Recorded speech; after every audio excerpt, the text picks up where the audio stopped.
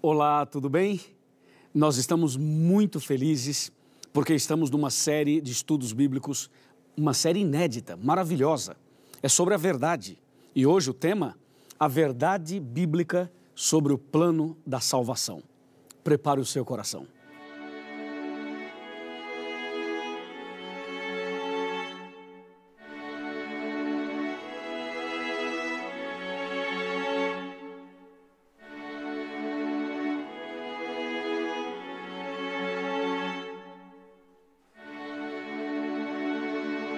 Não existe nada mais injusto e ao mesmo tempo que traga mais alívio do que alguém assumir a culpa de algo que nós somos os verdadeiros culpados. Diante de uma situação como essa, aquele que foi poupado do castigo só tem uma saída correta: ser agradecido ao seu Salvador.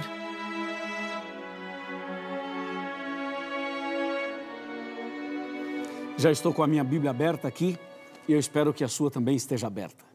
E o primeiro texto de hoje está em João 3, verso 16, que diz assim: Porque Deus amou ao mundo de tal maneira que deu seu Filho unigênito, para que todo o que nele crê não pereça, mas tenha a vida eterna. Que texto doce, não é? Que texto maravilhoso. Ele fala do amor de Deus e da salvação. Agora, para você entender melhor esse verso que eu acabei de ler, é importante saber por que a Bíblia fala em plano de salvação. Você sabe que só existe salvação porque existe a perdição. Ou seja, uma pessoa só poderá ser salva se estiver perdida. Então, antes de você entender o plano da salvação, é preciso reconhecer que você é pecador. Veja o que diz a palavra de Deus no livro de Romanos. Eu quero ler com você Romanos, capítulo 3, versículo 23. Olha que texto importantíssimo. Diz assim: porque todos pecaram e carecem da glória de Deus. Olha agora Romanos 5, verso 12. Diz assim: porque assim como por um só homem entrou o pecado no mundo e pelo pecado a morte, assim também a morte passou a todos os homens, porque todos pecaram. Veja que a Bíblia é clara ao dizer que todos nós somos pecadores. E quando a Bíblia fala que todos pecaram, aí nós temos que analisar um outro texto de Romanos 6, 23, que diz assim: o salário do pecado é a morte, mas o dom gratuito de Deus é a vida eterna em Cristo Jesus, nosso Senhor. Mas a primeira parte do verso de Romanos 6, 23 é que o salário do pecado é a morte. Mas que tipo de morte? Qual é a morte que é o salário do pecado? Bem, se você analisar Apocalipse capítulo 21, versículo 8, vai ver que a morte que a Bíblia se refere é a morte eterna. A morte eterna aparece na Bíblia como sendo o salário do pecado. Em outras palavras, como você e eu somos pecadores, nós estávamos condenados à morte eterna, que é o que está em Apocalipse 21, 8, com fogo e enxofre. Agora, eu pergunto, você considera-se um pecador?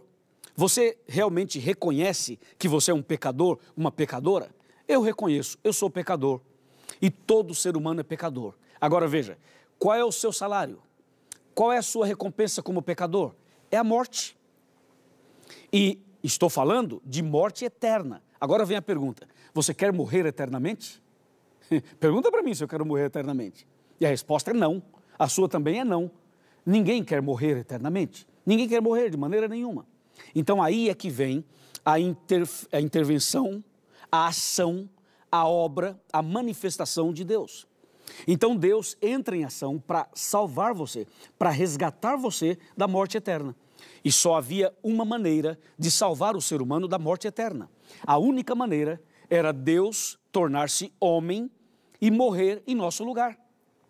Por quê? Porque o pecado nos trouxe uma dívida. E essa dívida era impagável, nenhuma pessoa poderia pagar essa dívida. A morte de um anjo não pagaria, a morte de todos os anjos também não, a morte de uma outra pessoa também não. Somente havia uma maneira de pagar essa dívida, só uma maneira de resolver o seu e o meu problema. Só havia um jeito de salvar você e eu da morte eterna. E esse único jeito era através da morte de Cristo Jesus.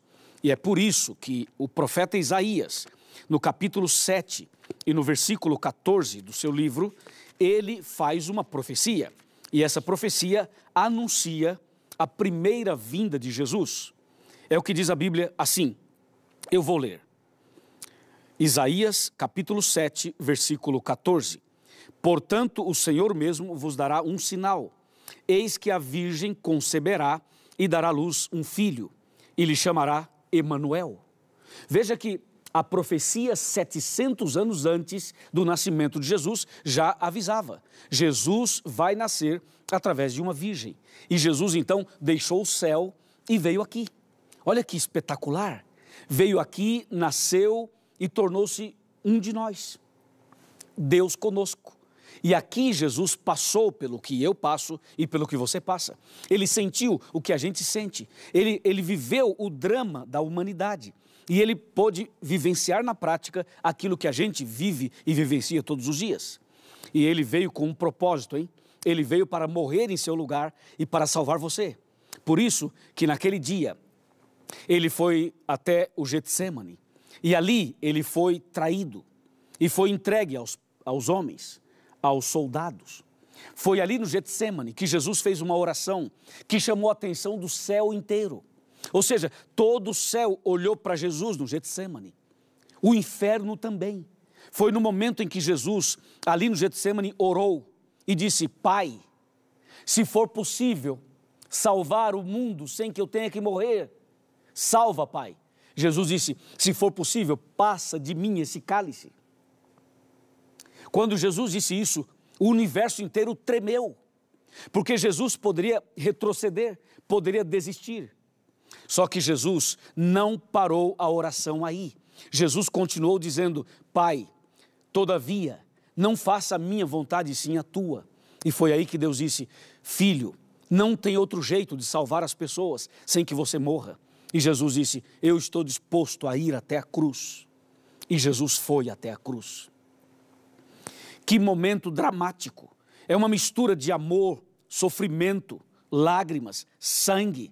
Quantas coisas aconteceram. Jesus foi preso, julgado, condenado. Colocaram uma coroa de espinhos na sua cabeça. Colocaram uma cruz nas costas dele. Jesus começou a andar pela via dolorosa. E Jesus foi até o Monte do Calvário. E lá ele foi crucificado entre dois ladrões. À direita de Jesus havia um ladrão, à esquerda havia outro. O ladrão da direita se arrependeu ao ver Jesus morrendo para salvar a humanidade. E o ladrão da esquerda continuou blasfemando.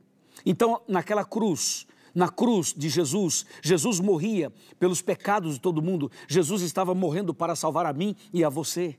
Mas a cruz da direita daquele ladrão mostra que um homem estava morrendo para o pecado, estava aceitando Jesus, estava entregando a vida no último minuto.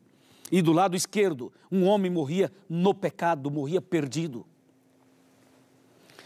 Meu amigo, a morte de Jesus na cruz é uma chance de salvação para todo mundo. Algumas pessoas aceitam Jesus, outras pessoas não aceitam.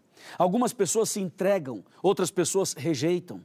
Eu sei disso, mas não importa. O importante é que a palavra de Deus seja ensinada, é que o plano da salvação seja compreendido, para que você compreenda e tome a sua decisão. Eu sei que nem todos serão salvos, mas eu tenho que pregar para todos. Eu sei também que Jesus tem um propósito na sua vida. Por isso Jesus morreu na cruz, por isso ele se entregou naquela cruz. Quando Jesus abriu os braços, sangrando, sofrendo, agonizante, e disse aquela frase, está consumado. Quando Jesus disse está consumado, Jesus estava dizendo o seguinte, está pago, está resolvido o problema.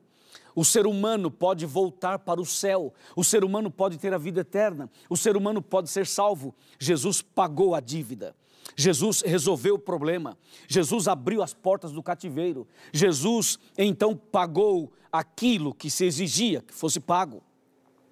Ou seja, na verdade, Jesus na cruz nos deu o direito de ter a vida eterna. Não é lindo isso? Não é maravilhoso tudo isso?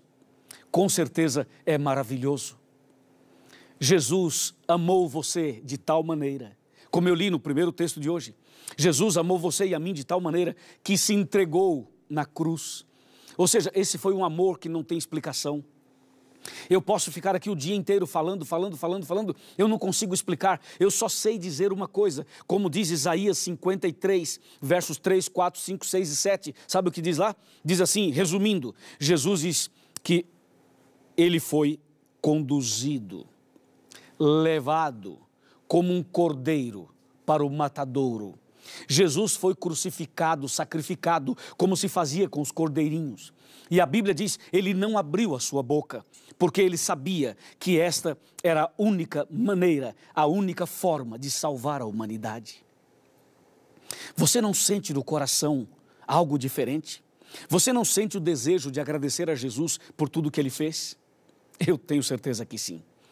Eu quero te falar um detalhezinho sobre esse assunto. E para isso eu quero sentar aqui na minha cadeira e quero conversar com você.